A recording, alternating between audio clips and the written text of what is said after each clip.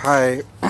um, so self-esteem is a bitch.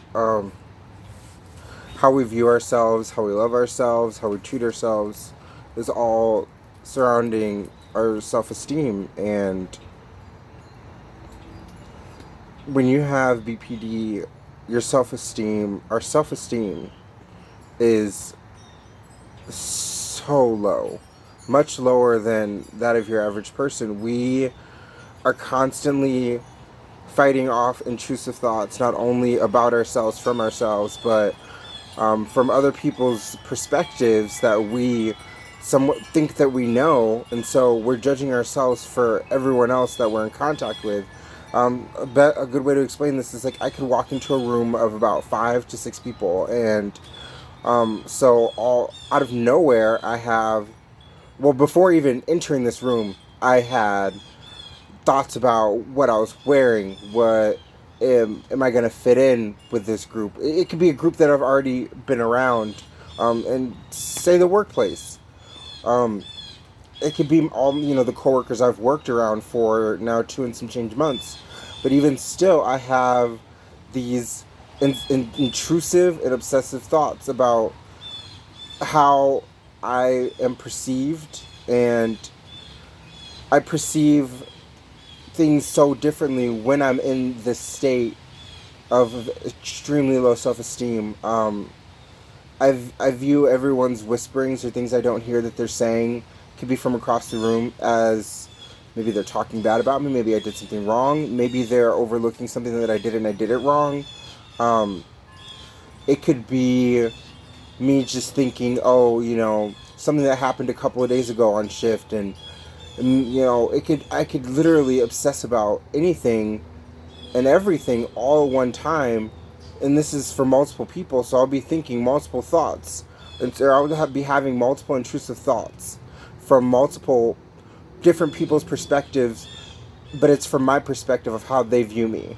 It is the saddest and most snowballing effect of our BPD. I think it's just because our overactive amygdala in our mind is constantly churning all these feelings and emotions, and then with my small prefrontal cortex, which is in charge of inductive reasoning and logic, with that being underactive and my amygdala being overactive, I'm constantly overwhelmed by all of these intrusive, just completely and utterly intrusive thoughts and feelings that can take hold if I don't have the right skills or methods ready to go and in place. And for me, it's almost my fourth thought now that when I do walk into a room, that people aren't doing that. I've trained myself to kind of counterbalance all of those negative intrusive thoughts with the exact opposite thought. So instead of walking into the room and thinking or feeling like everyone's going to judge me, I walk into the room thinking that no one is judging me.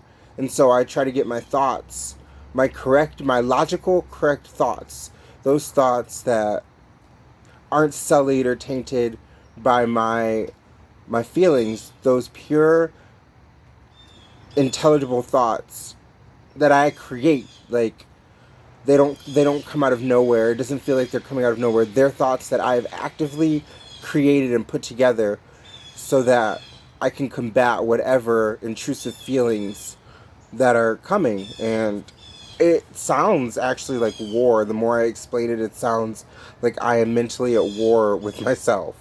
Um, and so for self-esteem, it's just so low. It is so low, and I have to actively tell myself things to keep my self-esteem at a point where I can be like normal and be in like normal situations, and have normal conversations and interact in a normal way. But even still, while I am acting normal, under the surface there's that war that I was speaking of.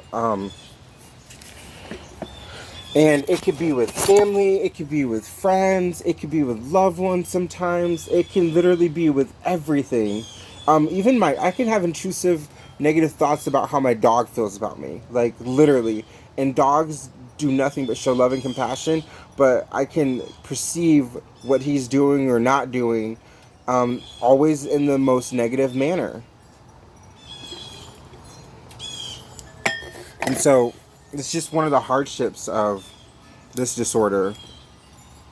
And when you have low self-esteem, everything seems so much bigger than you. And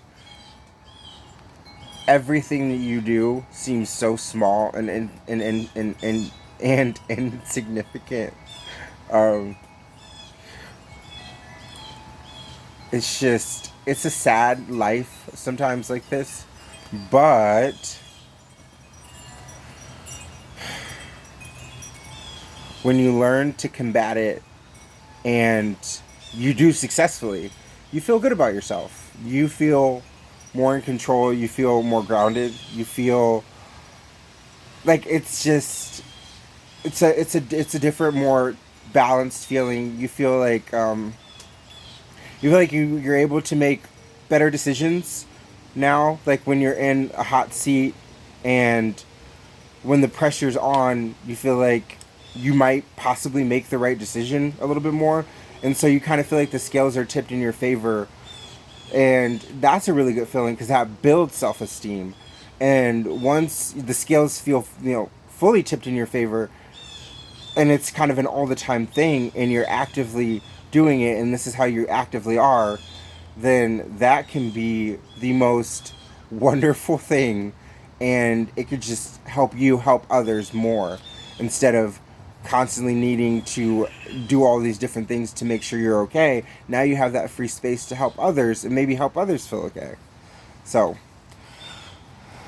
that is self-esteem, I think, for a person with borderline personality disorder, or at least for me with my borderline personality disorder.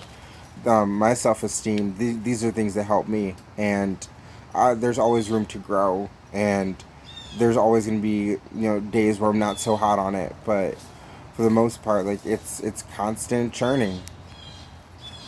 Go. So thank you.